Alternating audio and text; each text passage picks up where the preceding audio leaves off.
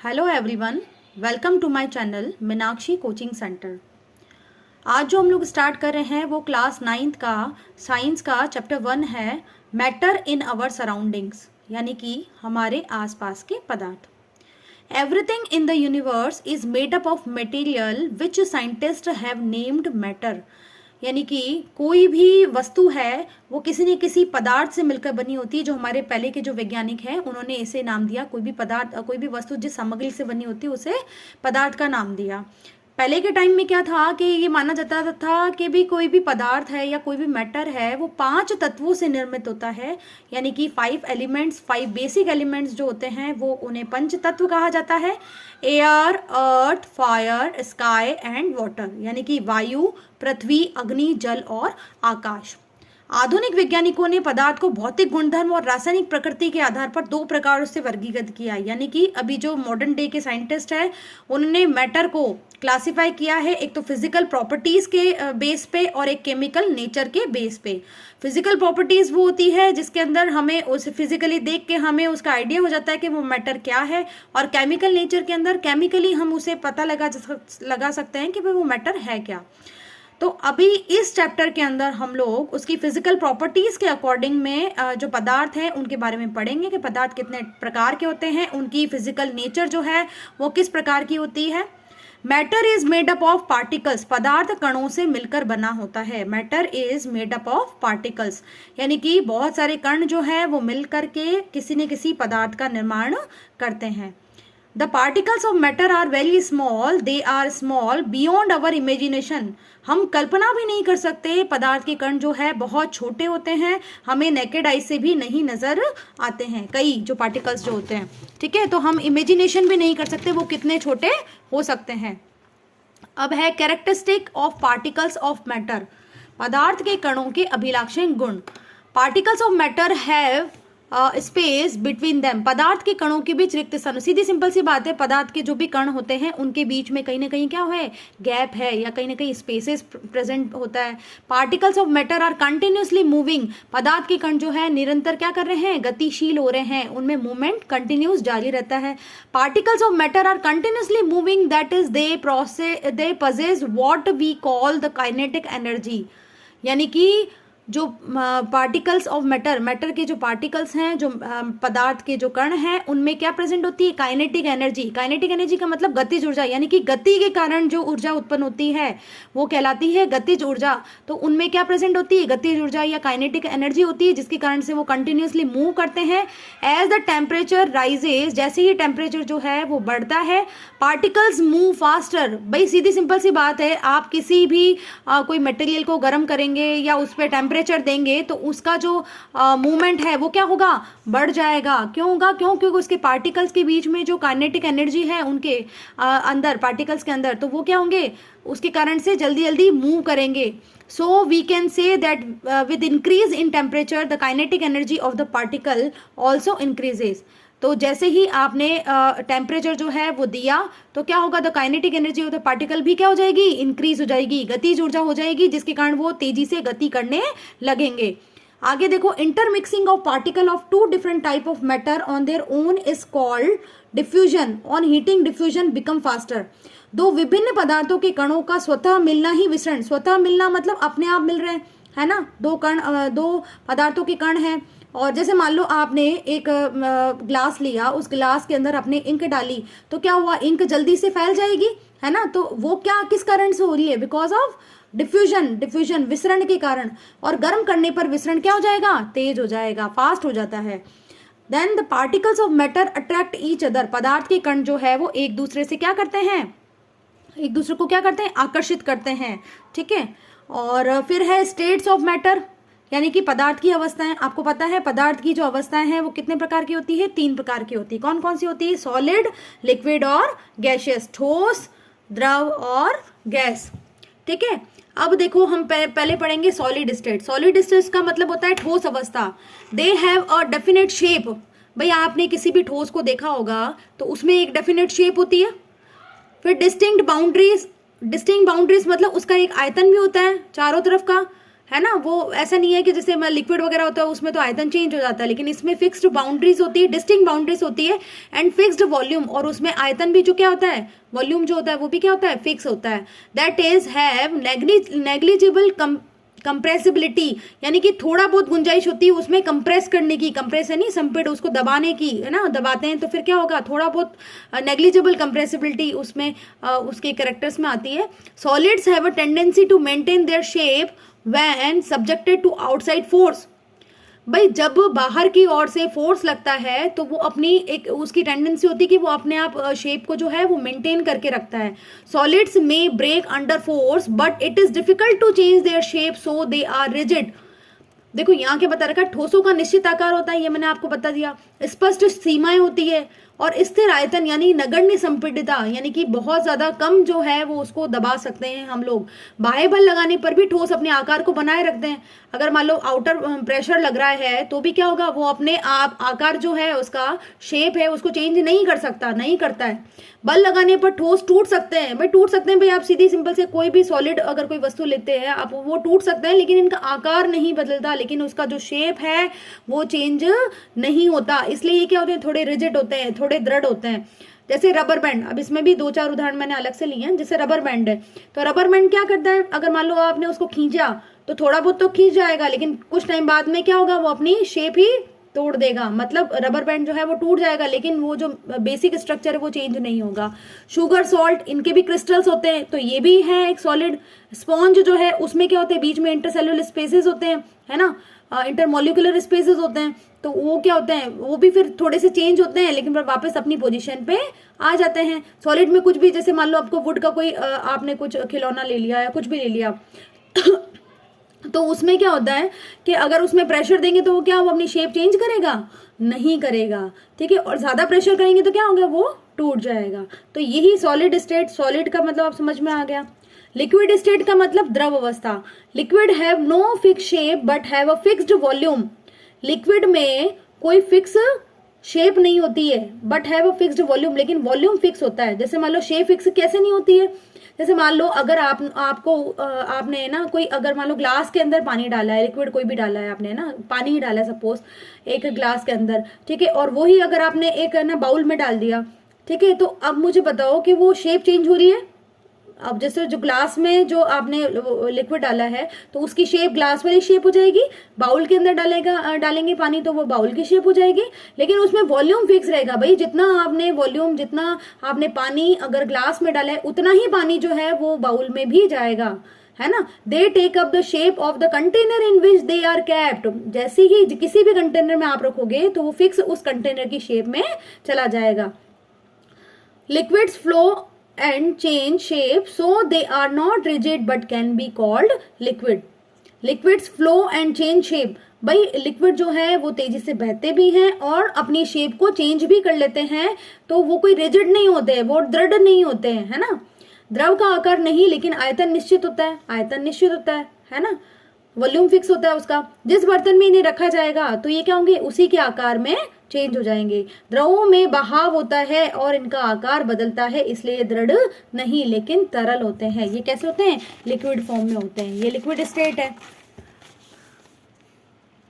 The rate of diffusion of liquid is higher than that of solid, यानी कि ठोसों की अपेक्षा द्रवों में विसरण की दर अधिक होती है। विसरण अभी मैंने आपको समझा दिया, एक से दूसरे पदार्थ में घुलना, है ना, वो विसरण कहलाता है। तो उसमें ठोसों की अपेक्षा द्रवों में क्या होगी, अधिक होगी, विसरण की दर जो है वो अधिक होगी। अब है द गैसियस स्टेट, गैसीय अवस्था। देखो gases are highly compressible. Gases क्या होती है, हाईली कंप्रेसिबल, यानी कि बहुत ज्यादा दबाव महसूस कर सकती है या दबा सकते हैं हम लोगों को, या संपीड़ितता जो है वो कंप्रेसिबिलिटी जो है वो काफी अधिक होती है as compared to solid and liquid, solid और लिक्विड के कंपैरिजन में। ओके, जैसे एलपीजी है तो एलपीजी भी क्या है, एक लिक्विफाइड पेट्रोलियम गैस। तो एलपीजी में क्या, जैसे ब्यूटेन और प्रोपेन रखते हैं ना हम लोग गैसियस फॉर्म में, तो वो लिक्विड फॉर्म में चेंज हो जाती है, तो लिक्विफाइड पेट्रोलियम गैस बोलते हैं उसको, क्योंकि वो उसमें क्या गुण है, कंप्रेशन का, है ना, संपीड़ितता का। सीएनजी कंप्रेस्ड नेचुरल गैस, आपको पता है ये भी। Due to high speed of particle and large space between them, gases show the property of diffusing very fast into other gases. कणों की तेज गति और अत्यधिक रिक्त स्थानों के कारण गैसों का अन्य गैसों में विसरण बहुत तीव्रता से होता है.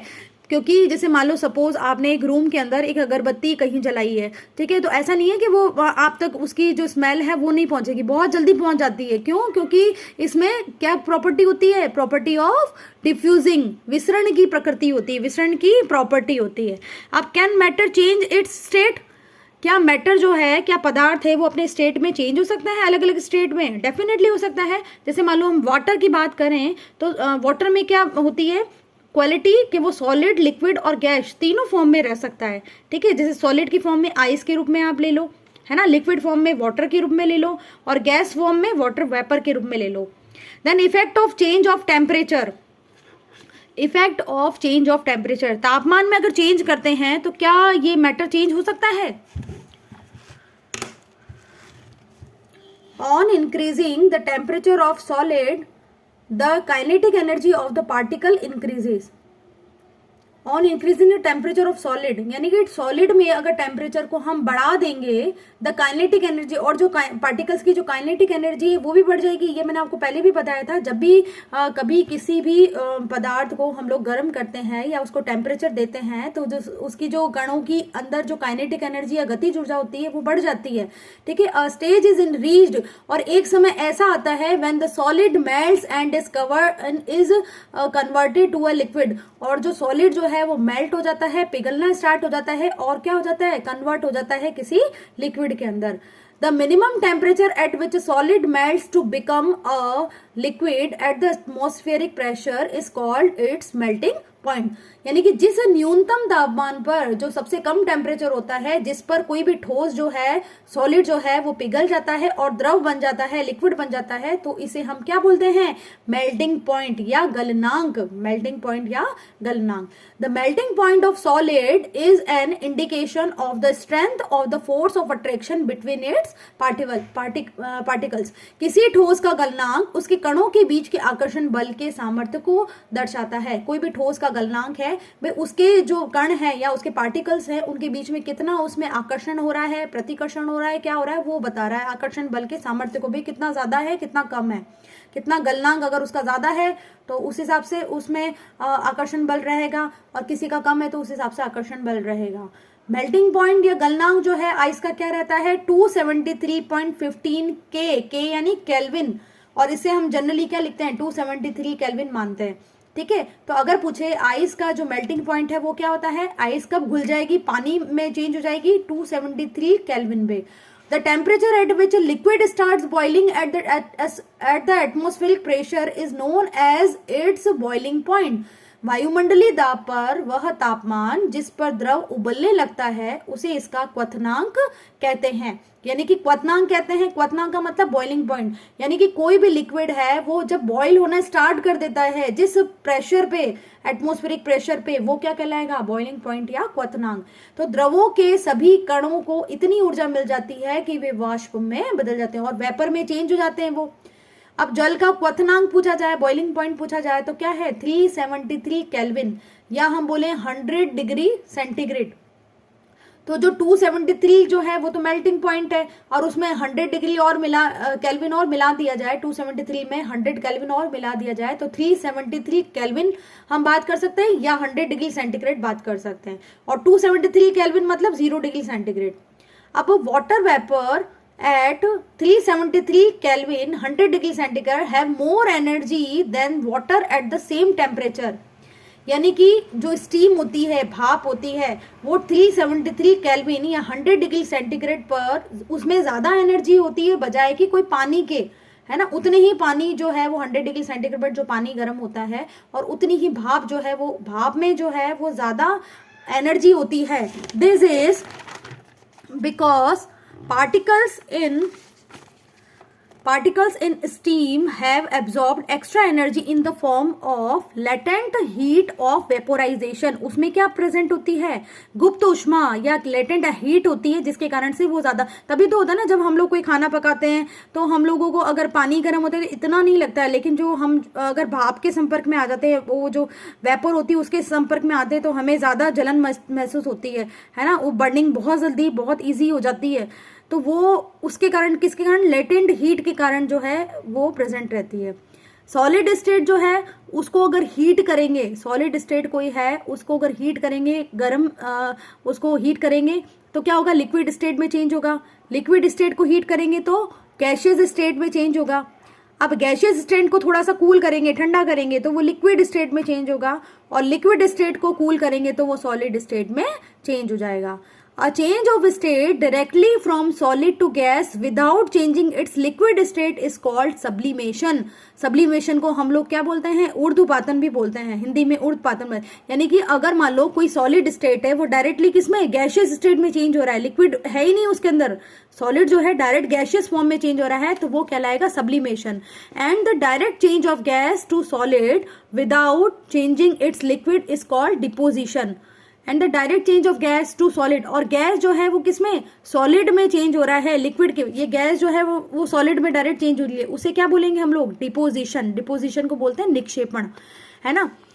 तो ये तो हमने पढ़ा, ये तो पढ़ा टेम्परेचर से रिलेटेड। सेकंड है चेंज ऑफ प्रेशर, दाब परिवर्तन अगर किया जाए तो दाब के बढ़ने और तापमान के घटने से गैस जो है वो लिक्विड में चेंज हो सकती है। गैस जो होती है वो क्या होती है, लिक्विड में चेंज हो सकती है, मतलब इसका प्रेशर का भी इफेक्ट देखने को मिलता है। It is stored under high pressure. Solid CO2 gets converted directly to gaseous state on decrease of pressure to 1 atmosphere without coming into liquid state. This is known the reason that the solid carbon dioxide is also known as dry ice. तो dry ice भी बोलते हैं ना, solid जो carbon dioxide होती है उसे हम क्या बोलते हैं, dry ice भी बोलते हैं।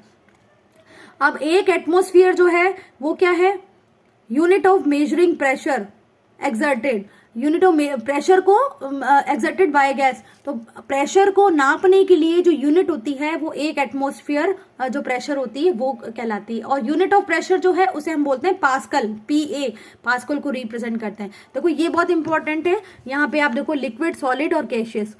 तो आप ये देखिए, सबसे पहले हम सॉलिड से लेते हैं। सॉलिड जो है वो डायरेक्ट, सॉलिड जो है सबसे पहले अगर लिक्विड में चेंज होती है तो उसे बोलते हैं संगलन या फ्यूजन। क्या बोलते हैं, सॉलिड अगर लिक्विड में होती है तो संगलन, वो गल रही है ना, सॉलिड क्या बोल रही है, गल रही है, तो संगलन या फ्यूजन बोलते हैं। फिर जब लिक्विड है, लिक्विड क्या कर रही है, लिक्विड अगर गैसियस फॉर्म में जा रही है तो उसका वाष्पीकरण होना है या वेपोराइजेशन हो रहा है, और गैस जो है वो सॉलिड फॉर्म में जा रही है तो क्या हो रहा है, डिपोजिशन, अभी मैंने आपको पढ़ाया। और जो सॉलिड जो है वो अगर डायरेक्ट गैस में कन्वर्ट हो रही है तो उसे बोलते हैं ऊर्ध्वपातन या सब्लिमेशन, और गैस जो है वो लिक्विड में कन्वर्ट हो रही है तो इसे बोलेंगे कंडेंसेशन या संघनन, ठीक है। और लिक्विड जो है वो सॉलिड में कन्वर्ट हो रही है उसे बोलेंगे सॉलिडिफिकेशन या जमना। इसको सीधी सिंपल सी समझो, जो ठोस है, ठीक है, ठोस जो चीज है वो गल रही है तो लिक्विड में चेंज हो रही है, और लिक्विड जो है वो क्या हो रहा है, भाप में चेंज हो रहा है, वाष्पीकरण हो रहा है तो गैस में चेंज हो रहा है। और जो गैस है, ठीक है, गैस जो है अगर मान लो उसको थोड़ा सॉलिड में कन्वर्ट करेंगे तो वो निक्षेपित हो जाएगी, है ना। कई जो सॉलिड होते हैं वो लिक्विड में ना जाके डायरेक्टली गैस में चेंज हो जाते हैं तो उसे ऊर्ध्वपातन, जैसे मान लो कपूर वगैरह, नेफ्लिन की गोलियां वगैरह जो होती है ना, वो भी क्या होती है, वो उसमें लिक्विड फॉर्म में थोड़ी होती है, वो पहले सॉलिड होती है और फिर क्या होती है, धीरे धीरे गैसियस फॉर्म में बाहर की ओर निकल जाती है, ठीक है। और लिक्विड जो है उसको हम जमाएंगे तो क्या होगा, वो सॉलिड में चेंज होगा, तो जमाना मतलब जमना, सॉलिडिफिकेशन।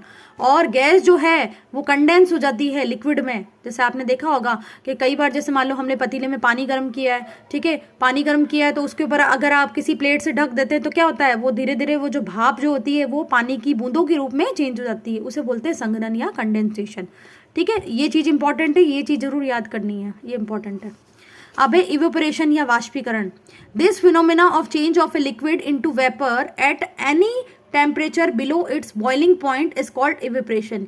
यानी कि क्वथनांक से कम तापमान पर, क्वथनांक यानी उबलना, उबलने से कम तापमान पर द्रव के वाष्प में परिवर्तित होने की जो द्रव है, जो लिक्विड है, वो जब वेपर बन जाता है, वाष्प बनने लगता है, उस प्रक्रिया को हम क्या बोलते हैं? वाष्पीकरण कहते हैं, वाष्पीकरण या इवेपोरेशन। अब इसको प्रभावित करने वाले कारक भाई कौन कौन से फैक्टर इसको इफेक्ट कर रहे हैं?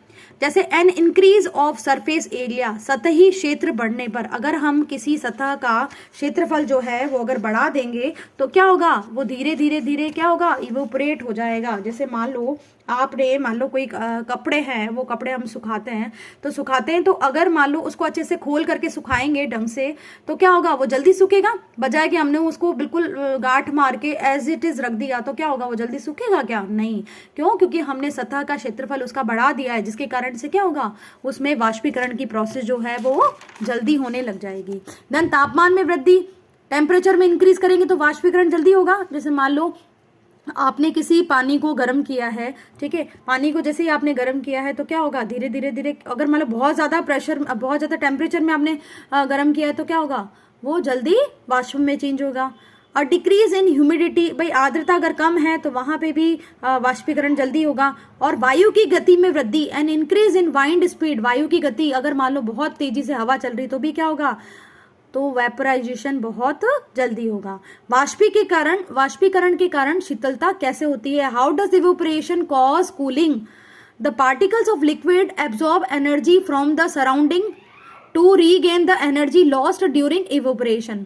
The particles of liquid absorb energy, वाष्पीकरण के दौरान कम हुई ऊर्जा को पुनः प्राप्त करने के लिए द्रव के कण अपने आसपास से ऊर्जा अवशोषित कर लेते हैं। क्या करते हैं? अपने आसपास से ऊर्जा या एनर्जी जो है वो एब्जॉर्ब कर लेते हैं। इस तरह आसपास से ऊर्जा के अवशोषित होने के कारण, भाई सीधी सिंपल सी बात है, आसपास से जो अगर एनर्जी एब्जॉर्ब कर ली है तो एनवायरमेंट कैसा हो जाएगा? शीतल हो जाएगा, कूलिंग हो जाएगी। सराउंडिंग कैसी हो जाएगी? कूलिंग हो जाएगी। जैसे गर्मियों में हम सूती कपड़े पहनते हैं, है ना, तो ये सूती कपड़े जो है वो भी क्या होते हैं? एब्जॉर्बर होते हैं, हीट एब्जॉर्बर होते हैं, जिससे हमें ठंडक मिलती है। और बर्फीले जल से भरे ग्लास की बाहरी सतह पर जल की बूंदें नजर आता है। भाई आपने कोई ग्लास लिया है, बहुत ठंडा पानी है, तो आसपास चारों ओर क्या नजर आएगा आपको? छोटी छोटी बूंदें नजर आएगी, तो वो भी क्या है? वाष्पीकरण हो रहा है। तो ये जो है वाष्पीकरण के उदाहरण है। ठीक है, आपके जो एनसीईआरटी के अंदर ये एक और पोर्शन दे रखा था जिसमें क्वांटिटी, एक यूनिट और एक सिंबल ये बता रखा था। भाई क्वांटिटी क्या है? जैसे टेम्परेचर है, उसकी यूनिट जो होती है वो केल्विन होती है और इसे के से रिप्रेजेंट करते हैं हम लोग। लेंथ यानी लंबाई यानी मीटर और एम से रिप्रेजेंट करते हैं। मास यानी सहती यानी किलोग्राम, है ना, मास, और केजी में रिप्रेजेंट करते हैं। वेट जो है वो न्यूटन यानी एन से रिप्रेजेंट करते हैं। और वॉल्यूम यानी आयतन, क्यूबिक मीटर M3। डेंसिटी यानी घनत्व किलोग्राम पर क्यूबिक मीटर से करते हैं और किलोग्राम M-3 से रिप्रेजेंट करते हैं। और प्रेशर यानी दाब यानी कि पास्कल PA से रिप्रेजेंट करते हैं। तो ये जो है ये आपका चैप्टर है क्लास 9th का, चैप्टर 1 है साइंस का, और इसे हमने कंप्लीट कर लिया है। तो आप प्लीज़ अपना शेयर करना कि ये कैसा लगा आपको लेक्चर, और इसमें कोई चेंजेस करने की नीड है या मैं ऐसे ही पढ़ा दूं, या इसमें और कोई आपको लगता है कि हाँ भी डायरेक्ट बुक से पढ़ाना है या कोई बोर्ड पे पढ़ाना है, या जैसे भी जो भी आपके सजेशंस हैं तो वेलकम। आप प्लीज़ आप अपने सजेशंस जो है कमेंट बॉक्स में दीजिएगा, और साथ ही साथ मेरे जो वीडियो है उसको शेयर, लाइक और सब्सक्राइब चैनल को प्लीज़ प्लीज़ प्लीज़ कर दीजिएगा। Thank you so much.